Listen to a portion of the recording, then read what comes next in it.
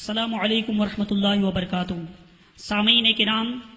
2 ستمبر 2014 کو برطانیہ کے اخبار انڈیپینڈنٹ نے سعودیہ میں رچی جانے والی ایک ایمان سوز سازش کا انکشاف کیا ہے۔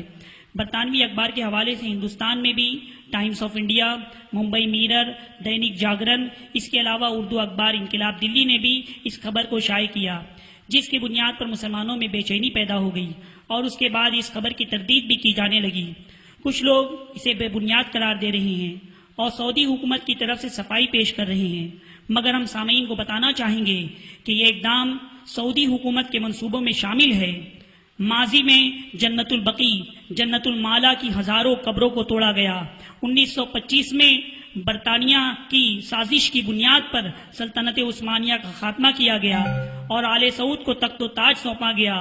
اور اس وقت سعودی حکومت نے ہزاروں صحابہ، تابعین، تبع تابعین، صالحین کی قبروں کو زمین کے برابر کر دیا اور ان کی قبروں پر باقاعدہ بلڈوزر چلائے گئے اور اس طرح سے قبروں کی بے حرمتی کی گئی۔ وہابی مسلک میں قبروں پر گنبد بنانا، پکی قبریں بنانا حرام ہے، اس لیے انہوں نے عالمی اسلام کے احتجاج کے باوجود جنت البقیع اور جنت المالا کی تمام قبروں کو ختم کر دیا۔ اس کے بعد قبر نبوی صلی اللہ علیہ وسلم پر بنے ہوئے گنبد خضرا کو بھی توڑنا چاہا، مگر جو لوگ گنبد خضرا کو توڑنے کے لیے اوپر چڑھے وہ گر کر مر گئے اور پورا عالم اسلام میں غم و غصے کا ایک طوفان اٹھا، جس کی بنیاد پر سعودی حکومت اس اقدام سے رک گئی۔ مگر اب جبکہ عراق اور شام میں وہابی دہشت گرد انبیاء و صالحین کے روضوں کو مسمار کر رہے ہیں اور عالمی اسلام خاموش تماشائی بنا ہوا ہے، تو سعودی متوع یہ محسوس کر رہے ہیں کہ اب مناسب وقت ہے، گنبد خضرا کو توڑ کر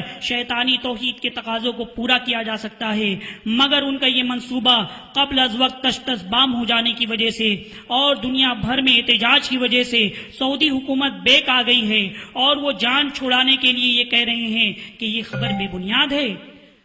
کوئی اخبار میں بیان دے رہا ہے تو کوئی واٹس ایپ پر اپنی ریکارڈڈ کلپ چلا رہا ہے اور کوئی مسجد کے مؤذن کو فون کر رہا ہے۔ اگر واقعی یہ خبر بے بنیاد ہے تو سعودی حکومت نے حکومتی سطح پر اپنے ذرائع سے اس کی تردید کیوں نہیں کی اور بے بنیاد خبریں شائع کرنے والے اخبار پر کوئی کارروائی کیوں نہیں کی؟ ہمیں تو ایسا لگتا ہے سعودی حکومت ڈر اور خوف سے پیچھے ہٹ گئی۔ اگر واقعی وہ ایسا کرنے کا ارادہ نہیں رکھتی اور یہ کام ان کے نزدیک برا ہے تو جس مفتی نے فتویٰ دیا، یہ شرمناک تجویز پیش کی، کیا سعودی حکومت نے اسے بھی کوئی سزا دی؟ نہیں، ہرگز نہیں۔ اس لیے ہم وضاحت کے ساتھ یہ کہنا چاہیں گے کہ حکومت سعودی عرب پر قطعی بھروسہ نہ کریں اور پوری شدت کے ساتھ اپنے غم و غصے کا اظہار کیا جائے۔ جو حکومت ماضی میں اجتماعی طور پر قبروں کو توڑ سکتی ہے وہ معاذ اللہ گنبد خضرا اور قبر نبوی صلی اللہ علیہ وسلم کو بھی ڈھا دے، یہ کچھ بعید نہیں ہے۔ وہابی مسلک کے بانی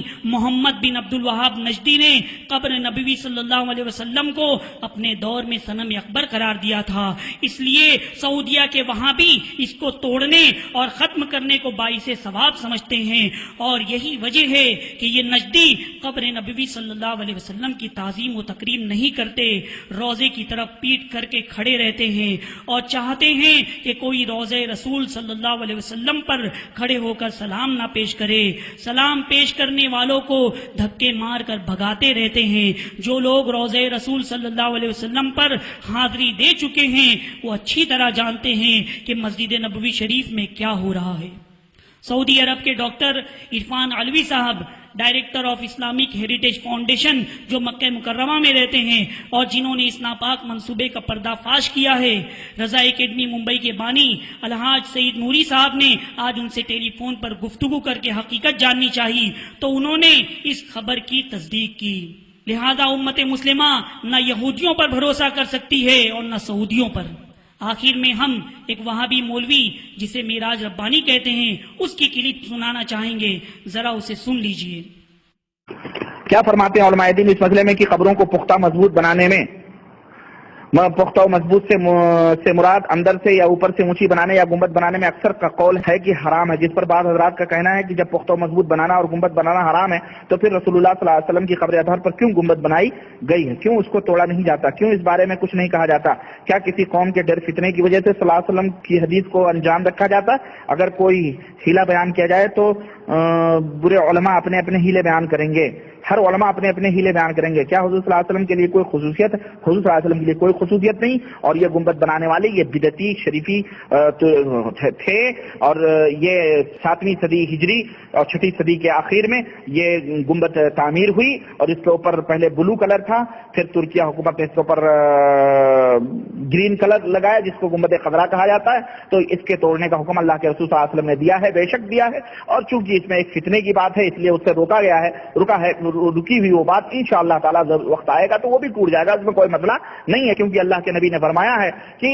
قبروں کے اوپر پختہ عمارتیں اس طرح کی تعمیر کرنا یہ حرام ہے. تو 6ٹھی صدی ہجری کے اندر منصور ابن قلاؤن جو مصر کا بادشاہ تھا اس نے یہ گنبد تعمیر کرائی تھی اس خبیث نے، اور اسی وجہ سے وہ اس کی حکومت بھی چلی گئی. سن لیا آپ نے، سعودیہ کا نمک کھانے والا یہ ملا کتنی وضاحت کے ساتھ یہ کہہ رہا ہے جب موقع ملے گا وہ یہ بھی کر گزریں گے. اور یہی وہ مولوی صاحب ہیں جنہوں نے اپنی ایک تقریر میں وہابیوں کو جوش دلاتے ہوئے کہا ہے کہ اولیاء کی یہ مزارات مندر ہیں، انہیں بموں سے اڑا دو، معاذ اللہ رب العالمین. اس لیے مسلمانوں سے گزارش ہے کہ وہ اتنا شدید احتجاج کریں کہ سعودی حکومت یہ ایمان سوز اقدام کرنے کی بات بھی نہ سوچ سکے.